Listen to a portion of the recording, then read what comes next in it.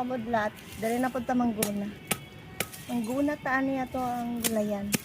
Pero kani nga video, wa jud mo tan-aw ani mga kamudlat.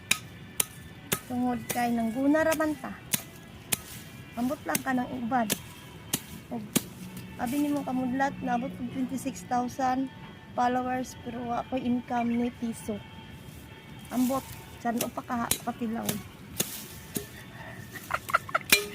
3 years na. Pero katuig, wa income sa piso. Sige lang. Kaya pa rin. Kumakayod pa rin.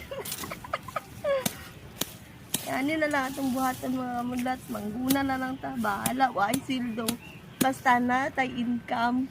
Natay kuwaon nga gulay sa tong tugkaran. Kung saan na nato ng sildo niya, wala tay gulay, mamalit rimang gapon ka. Ya, kani di na ka mapalit kay mananong mantag ka ng mga gulay, di ba mga kamudlat? Kamo, unsa man, sa prepare ninyo maka-income mo or mananom ta? Oh, okay ra pud maka-income unta, pero unsaon man? Wala pa man. Di mangguna lang sa ta. Og mananom sa tong gulay, diri sa to ang kilid sa tong balay. Oh, di ba? Yan nila na mga kamudlat. Oh, pwede na. Pwede na tamnan og talong.